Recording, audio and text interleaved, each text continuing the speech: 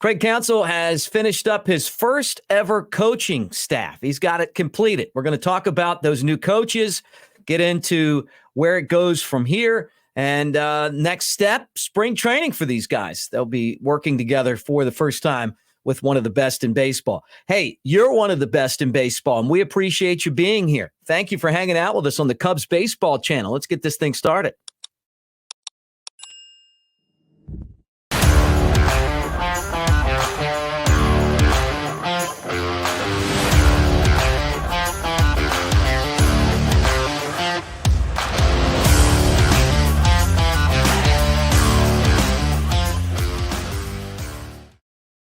Happy holidays. Merry Christmas, everybody. Thanks for hanging out with us here on the Cubs Baseball channel. Make sure that you like and subscribe and be part of what we're doing. I'm Mick Gillespie at Broadcaster Mick on the socials. All right, the question that we had to answer, and it was answered by The Athletic. They do a great job over there. They broke the story that Chris Young and Craig Driver's replacements have been made, and now we have a complete coaching staff. And I'm going to start with a little bit of information on both guys, including the bullpen coach. Mick, you can read. It's right there.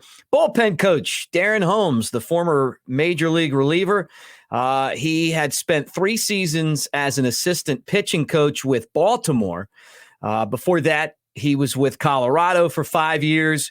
He's one of these guys who gets the analytics. He knows the biomechanics that the Cubs are trying to continue to look at to improve their pitching. And so Holmes is a guy that they feel really good about, and he joins the staff. Now, the other addition is Mark Strittmatter. And Strittmatter is a former major leaguer. He busted his tail to get to the big leagues, and he got up there for 4 games. He was a minor league catcher. He did everything that the organization asked him to do, and he's been with Colorado for a long time, right? You're talking about a guy as a player, a coach in Colorado for 3 decades. So he joins the staff as well, and he'll be the catching coach. So that completes the Cubs staff. They also added our friend Ryan Flaherty, Flash, who was with the San Diego Padres, and then he comes over to the Cubs as bench coach. Flash went to college with Carter Hawkins at Vanderbilt. I actually asked Carter about Flash, and what it was like to be on the same team. But those guys made Vanderbilt. They built Vanderbilt into this baseball powerhouse, because it really wasn't back then. And then all of a sudden, they just kept on adding guys, and they're smart over there too. So, of course, he's the Cubs GM, and now his teammate is the bench coach. So that completes the staff. Tommy Hotovy, the pitching coach, returns. You also have the base coaches. They're back as well, which is Mike Napoli at first, Willie Harris at third. Our friend John Maley, who was with the Cubs and then left and came back, he's part of the coaching staff as well. He was in AAA last year. Johnny Washington, who was the assistant hitting coach, went to the Angels, and he'll be with Ron Washington. And then Maley kind of jumped up from AAA to join the staff as well. So also Dustin Kelly will be back as well. And I'm not getting everybody, but you get it. The staff is some new guys, 3 new guys, and then a new manager, and then some guys from the last staff. Now, I was thinking about this. It was great to meet Craig Counsell at baseball winter meetings and talk to a lot of the people with the Cubs. And this is honestly, it really is it's a very unique situation.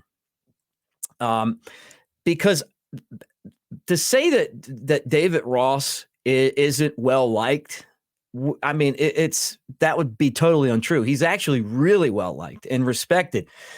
And he's respected, not just by the guys that were there last year, but also even the guys coming in. I mean, Craig Counsell talked about him during his press conference, and how he always liked him, and he sent him a message and congratulated him on the job, which I'm sure was hard to do.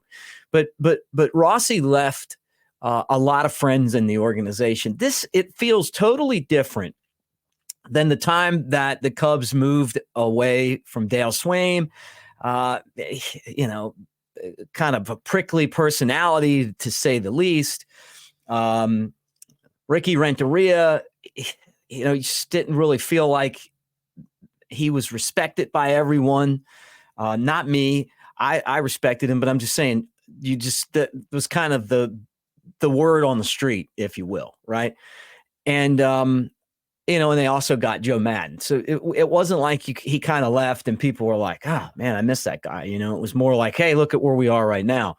This to me feels like there are a lot of people who still really like David Ross that don't feel like it should have happened that way, and that obviously are pulling for him to have success. Now, turning the coin, that doesn't mean that they're not going to be a great coaching staff, and that, that Craig has to do anything to win these guys over. But in a way, you kind of do, right?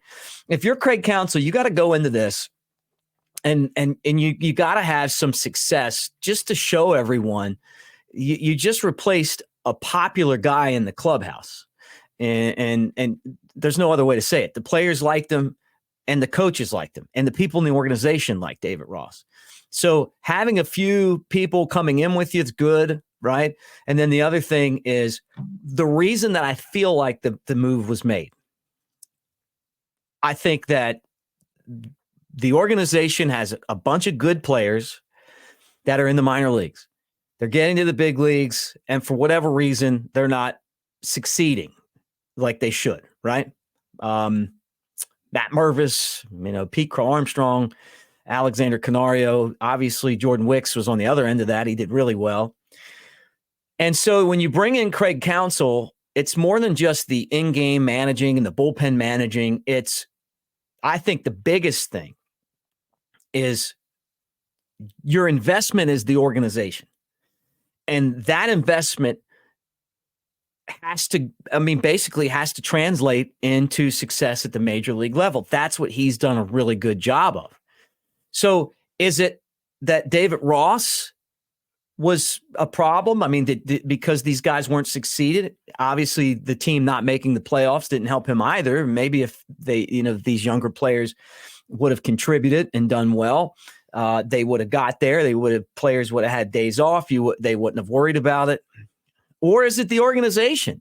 Because there could be a feel for that too. Are they not developing these guys? Are they not ready because of player development when they get to the big leagues?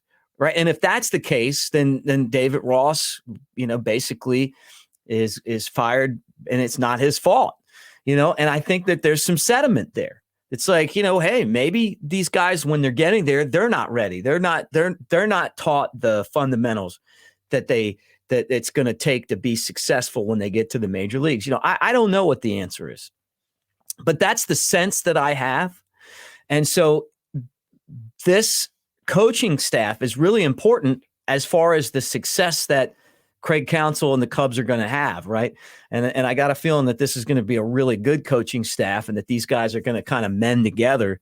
But it's up to Craig. He's going to have to go in there and kind of win over some people, and not in a way where I think that anyone wouldn't buy into what he's doing. I just think that when someone takes over and you replace someone that's really popular, and the reason is that you're perceived as the best out there, then, that needs to kind of, you need a couple wins early. Just put it like that, where people are like, okay, I see what's going on.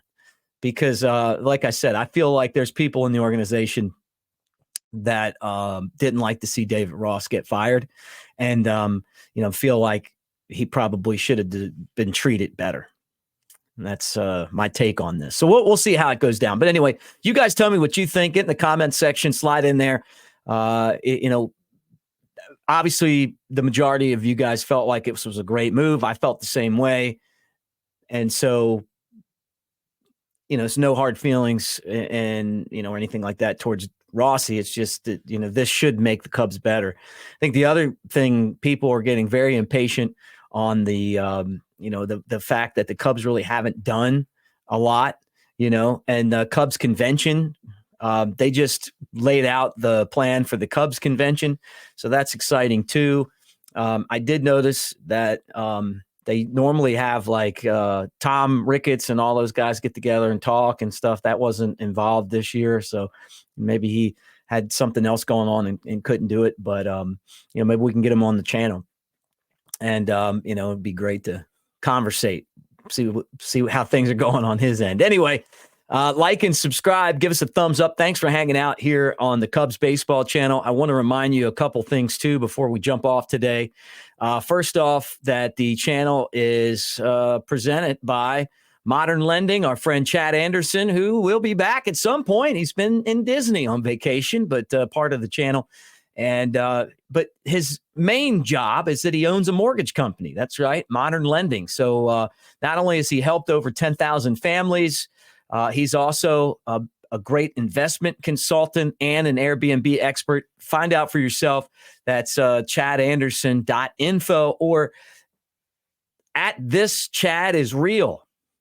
He is real. He's not fake. We're also presented by the Tennessee Smokies and their team store. Smokies baseball won their first championship in 45 years. They've got all kind of great swag. They've got the autographed jerseys from last year. They've got autographed baseballs, just this huge baseball card store in there. And a lot of the top prospects like Owen Casey and Pete Crow Armstrong have signed stuff, and you can get that too. Or maybe you want a game-used bat or ball, or maybe you want a new hat. We got all that stuff there at the Smokies team store. Check it out for yourself. And go Cubs.